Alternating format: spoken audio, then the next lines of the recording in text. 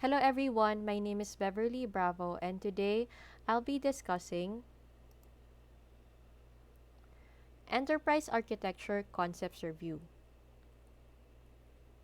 So, here are the things that I'm going to be covering today. So, just to give you an overview, definition of terms, importance of enterprise architecture, domains of EA, elements of EA in different perspectives. So, let's start. First, let's define EA. So, as you know, enterprise architecture is composed of two words, so let's break them down first. First, okay. First, let's define enterprise. So, when we say enterprise, it pertains to the organization or subactivity whose boundary is defined by commonly held goals, processes, and resources. So, it means the structure itself or the organization itself. Next, on the other hand, architecture, I got this from a dictionary. So, the complex or carefully designed structure or um, structure of something. So, it means it may be a blueprint, the document that where you can see the design or the overview of a thing or a structure. So, putting those two words together will have enterprise architecture. So, in terms of IT and business, enterprise architecture is defined as the analysis and documentation of an enterprise in its current and future views from an integrated strategy, business, and technology perspective. So, we'll know about more about this by defining um, enterprise architecture into two ways. So we can define EA in terms of being a noun and being a verb. So as a noun, the architecture of an enterprise is a noun. So it's a thing, it's a collection of models and information. On the other hand, when we define or we look at EA as a verb, you could say that it is an activity that is performed using a standardized process that is sustained through an through an ongoing management program. So yeah, that is EA. So what's the importance of EA? So let's put it this way. So let's say you have like a house. You have your own house for over 5 years now. So if there will be two things that I really love to do, it's eating and it's binge watching my favorite series on Netflix. So let's say I have a house that's been with me since, or that I've been living in since 2017. And it so happened that this beautiful house, I want to have some renovations. I want to install this beautiful kitchen, and I also want to install a cozy entertainment room. So before I do that, I have to first see the whole picture. So if this house is as big as in the picture, so I have to have like an overview or a blueprint of the layout of the house before I can say if this kitchen would work, or if it's practical, or if this entertainment room could fit into my house, given that I already have existing rooms, or perhaps I can just renovate or improve a certain room, or I can just transform a certain room. So for me to do that, I have to have a blueprint of the house. So that relates to EA. So before we install improvements or implement improvements onto our company, we have to see the bigger picture. How that specific improvement, or how that specific tool, equipment, or anything that we want to install or want to implement into our company will affect the overall operations of the company. So this is why EA is very important. So it's a document that will tell us the current situation or the current state of the company in a strategic way. So that's the importance of EA. So EA has four domains. So let's take a look at them. Okay. So EA has four domains. It has on the top the business, followed by application, followed by information, and followed by technology. So let's define each of them. First, business. So it's the top of the pyramid. So it's the organizational structure. It pertains to the business relationships, also the business functions, the goal of the business, and the overall strategies of the organization. So that's the business domain of EA. Next is the application. So the application, the interactions and relationships, business capabilities, or services. So all of that. Next is the information. This mainly pertains to the data, the data center structure, management of data resources, and data analytics. And lastly, we have the technology. So basically, in a nutshell, technology is all the software and the hardware we use in EA. So in implementing the functions of the company or the data workflow or any other aspects of the enterprise architecture. So all the software and the hardware. So yeah. So those are the four domains of EA. So next is the six elements of EA. So we have governance, we have methodologies, we have best practices, framework, artifacts, and repository. So let's look how all of these elements fit together. Okay. So let's start with governance. So basically, governance is the overseeing element of the EA. So, planning, decision making, and oversight processes, and groups that will determine how the EA is developed and maintained. So basically, it's the omniscient part of the enterprise architecture. Next is the method or the methodologies. So methodologies, it's the specific steps to establish and maintain an EA program via the selected approach. So later we'll see about the approach thing. But methodologies is basically how are we going to implement the enterprise architecture, or how does all of the factors or all of the aspects there fit together. So that's where methodologies will fit. Next is the framework. So basically, we have the overseeing factor, we have the steps. Now we have to have scope. This is very important in enterprise architecture. It's the scope of the overall architecture and the type and relationship of the various sub architecture levels and threads. So that's basically the framework. It's like the template of the enterprise architecture. Next are Next is the artifacts. So when we say artifacts, it's the types and methods of documentation to be used in each sub-architecture area, including strategic analysis, business plans, internal controls, security controls, and models of workflow databases, systems, and networks.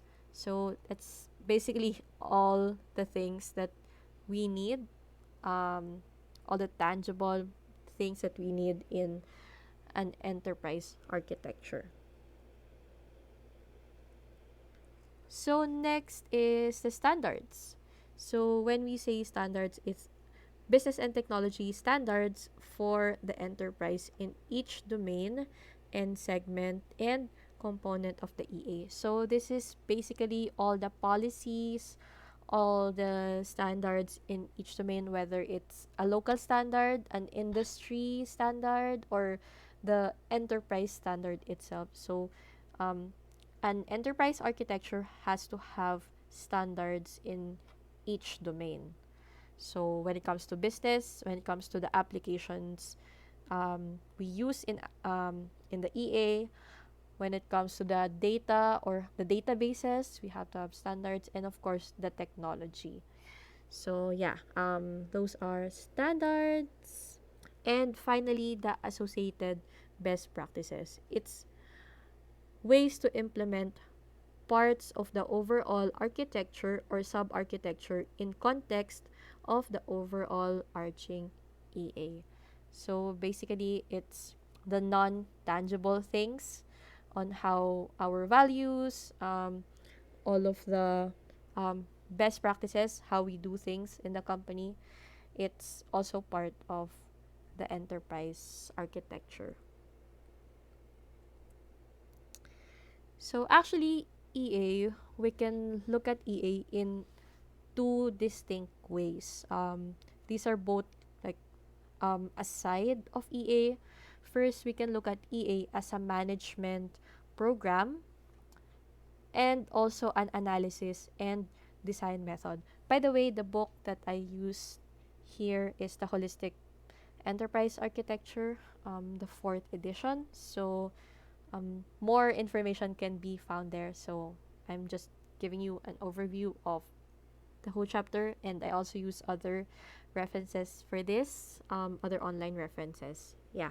So, going back, two ways that we can look at EA. Let's start with EA as a management program. When we look at EA as a management program, it can provide us with four things. First, strategic alignment. It connects goals, activities, and resources. Second, standardized policy. It provides us resource governance and implementation. It also provides us with decision support when it comes to financial control and configuration management. And lastly is resource oversight. So it's the life cycle approach to management, development or management. So as a management program, EA provides these four things, especially the resource oversight. As I mentioned, EA is used to see the company in a more strategic way. So it's in a management level. That's why it's good for us to look at it as a management program. Next, it could also be looked at as an analysis and design method. So that way, generally speaking, it provides us with four things as well. First is holistic approach. This means the framework analysis, design method, and artifact set. It also provides us with the current view or view as is. So strategies, processes, and resources. The future views. Views to be, strategies, processes, and resources. And lastly, the management plan. A plan to move from the current to the future architecture. So we'll discuss that transition part in a bit. All right. So looking at EA as an analysis and design methodology, let's break it down into 6 elements.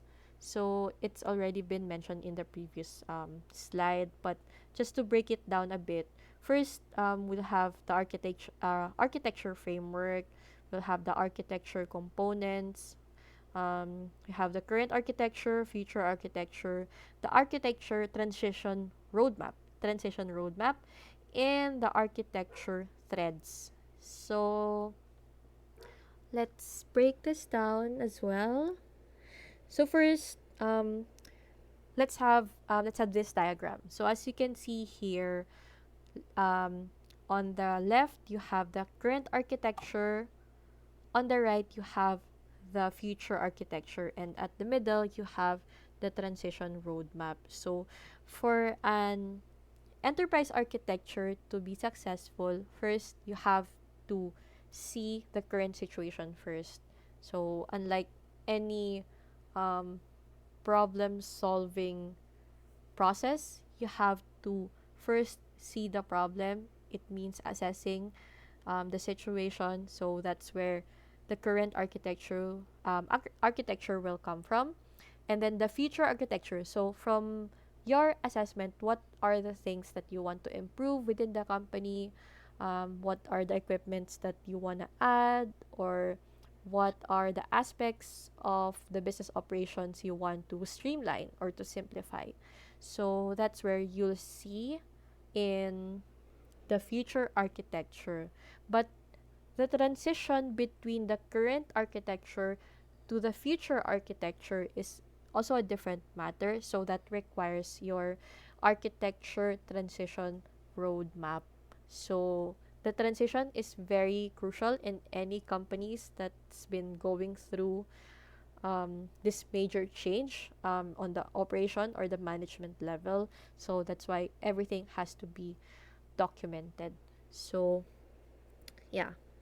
So here is an example. So one of the elements of EA as an analysis and design methodology is the framework. So I've also mentioned this a while ago. Framework is the scope. So here's an example of a framework. It's EA6 Cube framework.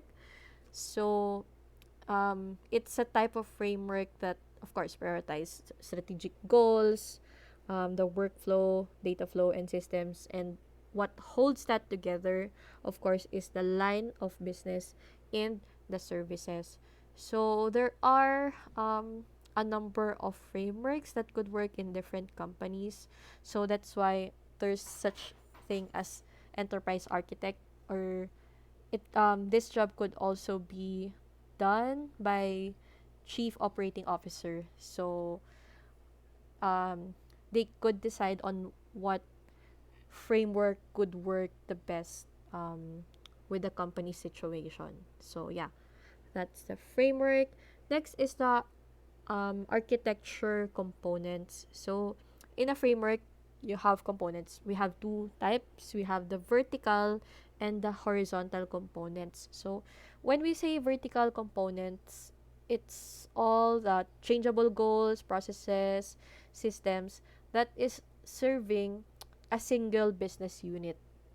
It means, for example, um, the process of the human resource management part of the company, their data, their processes, and their systems are theirs alone. So all the components under that area is what you call vertical um, vertical components. On the other hand, horizontal components may serve. It's also pertains to goals, changeable goals, processes, and systems, but it serves different domains or different parts of the company. So it's more of the overall. So it serves the overall um, the several domains of the company. So yeah, or the business. Okay. So when we say current architecture, I've mentioned this earlier, the as is view. So it's important to, of course, before you can plan for for the future, you have to understand what's going on in the present.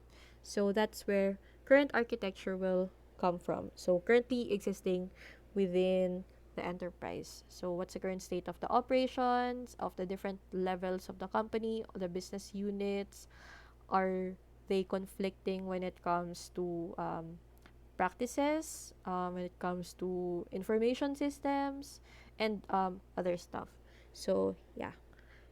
And of course, from the current, we'll have the future. I've also mentioned this earlier. It means the modified version of the current architecture. So that is why um, it is important to be as comprehensive as possible. Anyway, EA is a comprehensive document, so it should be the current architecture should be as clear as possible so that the modification or the improvements that will be implemented in the future architecture would be clear and direct as well. So it the solutions in different problems could be like a technology solution, or it could be an operations level solution, management solution. So that's where you will see or you would see on the future architecture.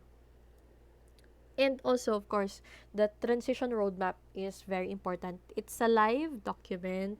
So it's a description of current and future views, sequencing plan for the transition. Yeah, as mentioned, it's a live document. So the document might would probably be updated every now and then depending on the process of the transition. But still, it's important to have a guide on in this process because it's very tedious, and um, the journey of transition, I know many companies are going through transition, especially on the onset of the pandemic. So um, most businesses had to reassess their operations if it's still effective. So EA could really help with that process, and having that architecture transition roadmap would really help in making the transition easier.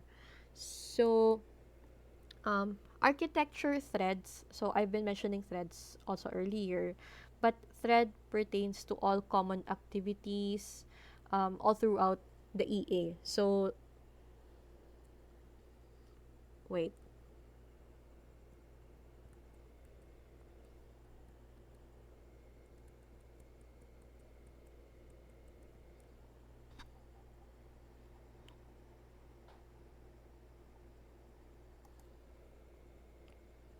EA.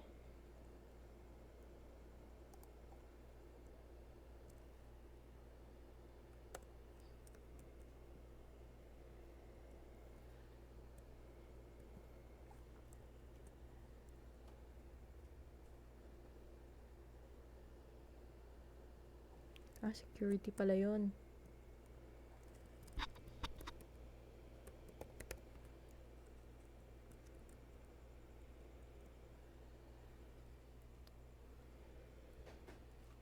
Okay, so next is the architecture thread. So I've also been mentioning threads earlier, but when we say threads or architecture thread, it means all the common activities within the enterprise architecture. So, like for example, we have three here. We have security, standards, and skills. So, for example, security, it's good for an EA to have a clear security management plan. So, security in all the domains. So, when it comes to the um, business aspect, when it comes to the technology aspect, so all data must be secured.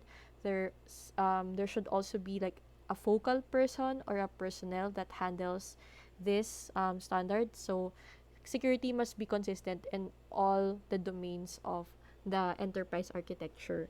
um, Also the standards, so all domains, all aspects of the enterprise architecture has domains. So when it comes to technology, we have industry standards, we have for the organization itself, we have the enterprise standards. So geographically speaking, we have the local standards, where the company is located, or we have the international standards or the global standards. So yeah. And lastly is the skill. This is one of the most important thing in EA that should always be considered. So, skills pertains to persons. So, each personnel in the company has something to contribute. So, each domain has to have a group of person handling it. It's super. So, it's very important for us to recognize this and manage our human resources in enterprise architecture or in the company itself. And lastly, this is also important in enterprise architecture is what we call the repository. Since we're dealing with a lot of data, a lot of documents here, we have to have a repository. It could either be both local and global repository of all the databases of all the data, all the documents were, and this repository should be accessible to every stakeholder, to the employee, to the executives, to the managers, or also most importantly to the people who makes the decision within the company. So that's EA repository. So also an important factor is the communication. So when it comes to EA communication, the most important thing is that every stakeholder must be on the same page. So that's why it's actually the point of having enterprise architecture. So that everyone could have a better look of the company and everyone is on the same page when it comes to business operations, to the best practices, to the industry standards. So it's important for us after having that EA done by our enterprise architect or by the chief operating officer, we have to relay that information to our stakeholders. Of course, in keeping the company or to have a smoother transition into the future architecture, we have to have everyone on board with this vision. And that's why it's so important to communicate well with the stakeholders. When it comes to implementing enterprise architecture, expect that there would be resistance, and it's good that we communicate in a way that serves the interest of everyone, and of course, especially the business itself. So that's it. That's it for my lesson. So just for my discussion, just to recap everything that we have discussed so far, we have EA. So EA is a noun and a verb. So EA is a document. It's an activity, and the way we make enterprise architecture is a verb. We document. We form databases, we install software, we implement changes. So it's an activity. It's a set of activity. So AI has four domains. So we have the business, the application, information, and technologies. EA has six elements. So we have governance, we have the framework. Governance, the overseeing. Framework is the scope. Methodologies is the step. Artifacts are all the things that we use within the EA.